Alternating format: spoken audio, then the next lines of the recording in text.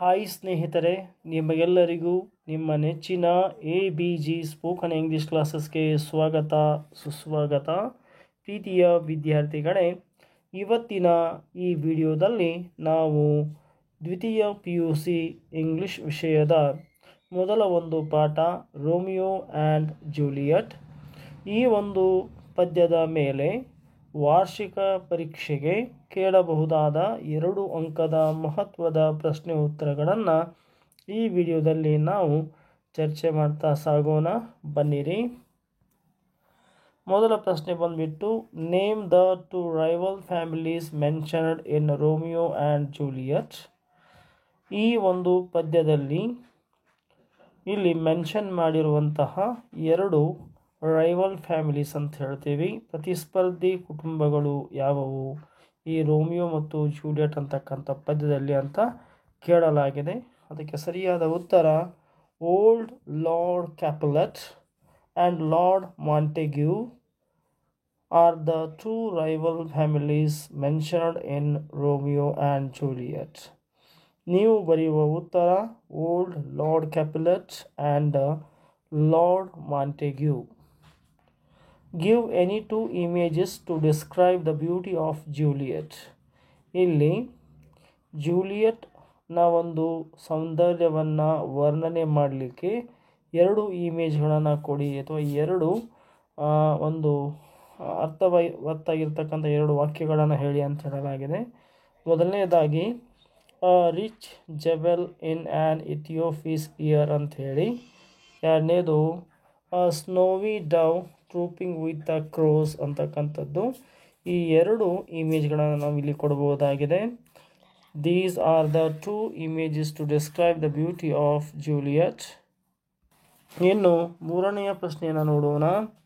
Name the Montague who attends the Capulet supper and how. ಇಲ್ಲಿ Montague ಅನ್ನುವಂತಹ ಕುಟುಂಬಕ್ಕೆ ಸೇರಿದ ಒಬ್ಬ ವ್ಯಕ್ತಿ ಯಾರು ಕ್ಯಾಪುಲೆಟ್ ಅವರು ಅರೇಂಜ್ ಮಾಡಿರ್ತಕ್ಕಂತಹ ರಾತ್ರಿ ಊಟಕ್ಕೆ ಹೋದ ಮತ್ತು ಹೇಗೆ ಅಂತ ಪ್ರಶ್ನೆ ಕೇಳಲಾಗಿದೆ. ರೋಮಿಯೋ ದ ಮಾಂಟೆಗ್ಯೂ ಕುಟುಂಬಕ್ಕೆ ಸೇರಿರ್ತಕ್ಕಂತಹ ರೋಮಿಯೋ ಅನ್ನೋನು ಏನು ಮಾಡ್ತಾನೆ ಅಂತಂದರೆ ಕ್ಯಾಪುಲೆಟ್ಸ್ ಅವರು ಅರೇಂಜ್ ಮಾಡಿರುವಂತಹ ಒಂದು ರಾತ್ರಿ ಊಟಕ್ಕೆ ಅವರು ಹಾಜರಾಗ್ತಾರೆ. ಹೇಗೆ ಹಾಜರಾದರು ಅಂತಂದರೆ ಹಿ ಅಟೆಂಡ್ಸ್ ಇಟ್ ಇನ್ ಡಿಸ್ಗೈಸ್ ಅಂತ ಹೇಳ್ತಾರೆ. ಅವರು ವೇಷ ಮಾಡಿಸಿಕೊಂಡು ಹೋಗಿ ಏನಾಗ್ತಾರಪ್ಪ ಅಂತಂದರೆ ಹೋಗಿ ಆ ಒಂದು ಕಾರ್ಯಕ್ರಮದಲ್ಲಿ ಪಾಲ್ಗೊಳ್ತಾರೆ. ಇನ್ನು ನಾಲ್ಕನೆಯ ಪ್ರಶ್ನೆ, what do the major done and place of stand refers to. The major done ಅಂದರೆ ಅರ್ಥ ಏನು, ಪ್ಲೇಸ್ ಆಫ್ ಸ್ಟ್ಯಾಂಡ್ ಅಂದರೆ ಅರ್ಥ ಏನು ಅಂತ ಪ್ರಶ್ನೆ ಕೇಳಲಾಗಿದೆ. ದ ಮೇಜರ್ ಡನ್ ಅಂತಂದರೆ ದ ಕಂಪ್ಲೀಷನ್ ಆಫ್ ಡ್ಯಾನ್ಸ್ ಅಂತ, ಅಂದರೆ ನೃತ್ಯ ಮುಗಿಯುವುದು ಅಂತೇಳಿ, ನೃತ್ಯ ಮುಗಿದ ನಂತರ. ಮತ್ತು ಪ್ಲೇಸ್ ಆಫ್ ಸ್ಟ್ಯಾಂಡ್ ಅಂತಂದಾಗ ಇಲ್ಲಿ ಡ್ಯಾನ್ಸ್ ಫ್ಲೋರ್ ಅನ್ನೋವಂಥದ್ದನ್ನು ನಾವು ತಿಳ್ಕೋಬೇಕು. ಪ್ಲೇಸ್ ಆಫ್ ಸ್ಟ್ಯಾಂಡ್ ಅಂದರೆ ಡ್ಯಾನ್ಸ್ ಫ್ಲೋರ್ ಅಂತ ತಿಳ್ಕೋಬೇಕು. Whom does Juliet invite. ಇಲ್ಲಿ ಜೂಲಿಯಟ್ ಯಾರನ್ನು ಇನ್ವೈಟ್ ಮಾಡ್ತಾ ಇದ್ದಾಳೆ ಅಂತ ಕೇಳಿದರೆ Juliet invites night and Romeo. Juliet ಅವಳು 2 ರೀತಿಯಾಗಿರ್ತಕ್ಕಂತಹ ಒಂದು ಇನ್ವಿಟೇಷನನ್ನು ಕೊಡ್ತಾ ಇದ್ದಾಳೆ. ಒಂದು ರಾತ್ರಿಗೆ ಇನ್ವೈಟ್ ಮಾಡ್ತಾ ಇದ್ದಾಳೆ. ಯಾವಾಗ ರಾತ್ರಿಗೆ ಇನ್ವೈಟ್ ಮಾಡಿದಳು ತದನಂತರದಲ್ಲಿ ರೋಮಿಯೋನ ಅವಳು ಇನ್ವೈಟ್ ಮಾಡ್ತಾ ಇದ್ದಾಳೆ. What are the phrases that describe the night in Romeo and Juliet. Gentle, loving and black browed night, a new snow on raven's back. ಇಲ್ಲಿ what are the phrases that describe the night in Romeo and Juliet.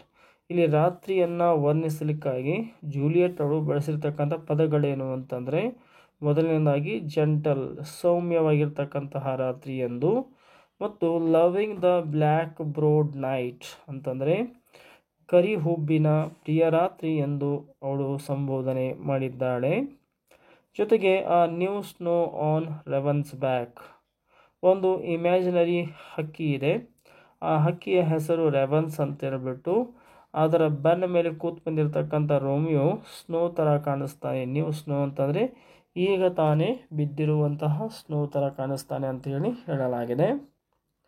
ಇನ್ನು what will happen when Romeo makes the phase of haven finer.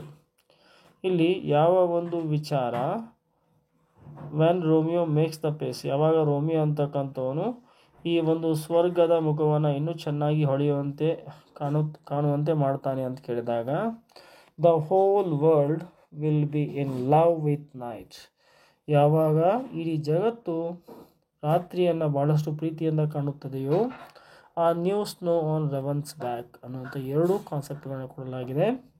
Mention any two images to which Romeo compares Juliet in the poem Romeo and Juliet. ಇಲ್ಲಿ mention two images ಅಂತ ಹೇಳಲಾಗಿದೆ, ಎರಡು ಚಿತ್ರಣಗಳನ್ನು ನೀವು ಕೊಡಬೇಕು. Which Romeo compares, ಯಾವುದನ್ನು Romeo ಏನು ಮಾಡ್ತಾನೆ, ಹೋಲಿಕೆ ಮಾಡ್ತಾನೆ ಜೂಲಿಯಟ್ಗೆ ಈ ಒಂದು ಪೋಯಮ್ನಲ್ಲಿ ಅಂತ ಕೇಳಲಾಗಿದೆ. The snowy dove trooping with the crows and earring of an Ethiopian girl. Mention any two expressions Juliet uses to glorify Romeo's charm in Romeo and Juliet. ಇಲ್ಲಿ ಎರಡು ಎಕ್ಸ್ಪ್ರೆಷನ್ಗಳನ್ನು ಜೂಲಿಯಟ್ ಯೂಸ್ ಮಾಡಿದ್ದಾರೆ. ರೋಮಿಯೋನ ಒಂದು ಚಾರ್ಮನ್ನು, ಅವನ ಸೌಂದರ್ಯವನ್ನು ಗ್ಲೋರಿಫೈ ಮಾಡೋದಕ್ಕಾಗಿ ಅಥವಾ ವೈಭವೀಕರಿಸುವುದಕ್ಕಾಗಿ ಯಾವುವು ಅಂತ ಕೇಳಲಾಗಿದೆ.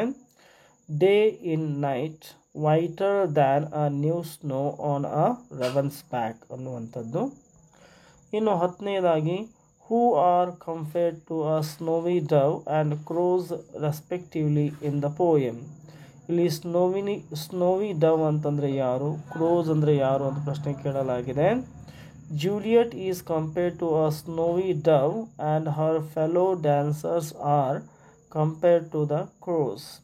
ಇಲ್ಲಿ ಜೂಲಿಯಟನ್ನು ಸ್ನೋವಿ ಡವ್ ಎಂದು ಮತ್ತು ಅವಳ ಜೊತೆಗೆ ಇನ್ನೂ ನೃತ್ಯ ಮಾಡ್ತಕ್ಕಂತಹ ಹುಡುಗಿಯರನ್ನು ಇಲ್ಲಿ ಕ್ರೋಸ್ ಎಂದು ಕಂಪೇರ್ ಮಾಡಲಾಗಿದೆ. Mention any two qualities of night according to Juliet in Romeo and Juliet. Mention any two qualities, ಯಾವುದಾದ್ರೂ ಎರಡು ಗುಣಗಳನ್ನು ಹೇಳಿ, ಅದು ರಾತ್ರಿಗೆ ಸಂಬಂಧಪಟ್ಟಿರ್ತಕ್ಕಂಥದ್ದು ಅಂತ ಹೇಳಲಾಗಿದೆ. ಒಂದು gentle and loving and black board ಅಂತಕ್ಕಂಥದ್ದು ಎರಡು ಪದಗಳನ್ನು ಹೇಳಬಹುದು. What does all the world start doing and stop doing according to Juliet.